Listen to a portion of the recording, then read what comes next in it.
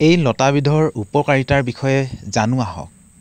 বন্ধু বান্ধৱসকল, ইয়াৰ নাম অৱশ্যে কেইবাটাও আছে।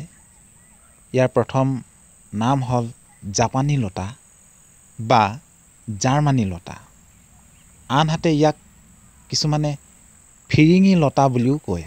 এই লতা নিজে নিজে য'তে ত'তে হয়, ইয়াৰ কোনো যত্ন ল'ব নালাগে। অযত্নত হোৱা উদ্ভিদবোৰক আমি অলাগতিয়াল বুলি অৱহেলা কৰোঁ, কিন্তু উদ্ভিদ মানে কিবা নহয় কিবা এটা গুণ থাকেই। ইয়াক কিছুমানে মেকানিয়া লতা, কিছুমানে মেকানিক লতা, আকৌ কিছুমানে পেলু লতা বুলিও কয়। বন্ধু বান্ধৱসকল, আমাৰ অসমত স্থানভেদে ইয়াৰ বিভিন্ন ধৰণৰ নাম আছে, কিন্তু ইয়াৰ গুণাগুণৰ বিষয়ে হয়তো বহুতেই নাজানে। উঠি অহা যুৱক যুৱতীসকল যিসকলৰ গালত শালমল বা পিম্পল ওলায়, এই পিম্পল ওলোৱা ল'ৰা ছোৱালীবিলাকে এই লতাবিধ পিচি ইয়াৰ পৰা যিখিনি ৰস, সেই ৰসত মৌজোল মিহলি কৰি প্ৰতিদিনে গালত লগাব লাগে। ইয়াৰ ৰস 20 গ্ৰাম ল'ব লাগে আৰু মৌজোল তেনেকৈ 20 গ্ৰামমান দিব লাগে। তাৰপিছত ভালকৈ মিহলি কৰি গালত ৰাতিপুৱা আৰু গধূলি 2 টাইম লগাব লাগে। এনেকৈ যদি 7 দিনমান লগায়, সেই পিম্পল নোহোৱা হ'ব আৰু গালৰ চমকনিও বৃদ্ধি পাব। এই জাপানী লতাৰ কিছুমান আচৰিত ঔষধি গুণ আছে। কটা চিঙাত এই লতা মিহিকৈ পিচি লগাই দিলে, কিছু সময় বান্ধি থ'লে তেজ বন্ধ হয় আৰু বিষ কমি যায়। ছালৰ ৰোগত এই লতাবিধ পিচি ৰসখিনি সানি কিছু সময় থৈ দিব লাগে। এনেকৈ এসপ্তাহ লগালেই ছালৰ ৰোগ ভাল হয়। কিডনীত পাথৰ হ'লে 2টা পাত প্ৰতিদিনে চোবাই খালে পাথৰ গলি যায়। জণ্ডিছ হ'লেও এই লতাবিধৰ পাত 10 খিলামান পিচি ইয়াৰ ৰস উলিয়াই এচামুচ মৌৰ লগত এসপ্তাহমান খালী পেটত খাব লাগে।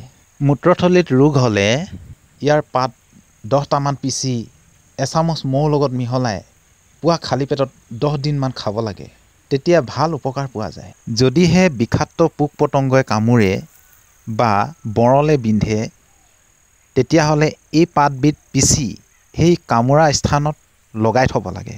ধুনীয়াকৈ প্ৰলেপ দি সেই কামোৰা স্থানত বান্ধি থ'ব লাগে পাৰিলে। কটা চিঙা হ'লে এই লতাবিধ মহৌষধ।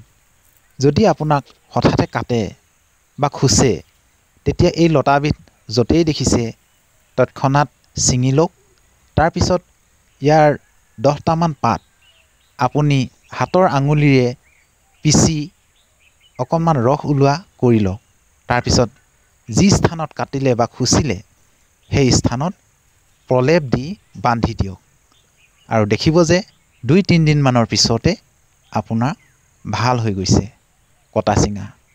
আৰু যদি আপুনি ধৈৰ্য ধৰিব পাৰে, তেতিয়াহ'লে এই দৰৱখিনি যেতিয়া পিচে তাত অকণমান চূণ দি ল'ব।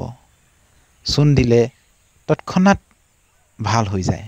চেফটিকৰ কোনো ভয় কৰিব লগা কথাই নাই। যিসকলৰ গেষ্ট্ৰিক হৈ আছে, গেষ্ট্ৰিক হোৱাসকলে এই লতাবিধৰ 3 খিলামান পাত পুৱা ভাগত চোবাই খাব লাগে খালী পেটত, আৰু তাৰপিছত কুহুমীয়া গৰম পানী নাইবা ঠাণ্ডা পানী এগিলাচ হ'লেও খাই দিব লাগে। এনেকৈ প্ৰায় 15 দিনমান খাবলৈ চেষ্টা কৰিব লাগে। তেতিয়া চাব লাহে লাহে আপোনাৰ গেষ্ট্ৰিক কমি গৈছে। বন্ধু বান্ধৱসকল, যদিহে ভিডিঅ'টো ভাল লাগিল তেতিয়াহ'লে শ্বেয়াৰ কৰি দিয়ে যেন, যাতে আনৰো উপকাৰ হয়। আগলৈ পুনৰ নতুন ভিডিঅ' এটা লগ পাম। ধন্যবাদ।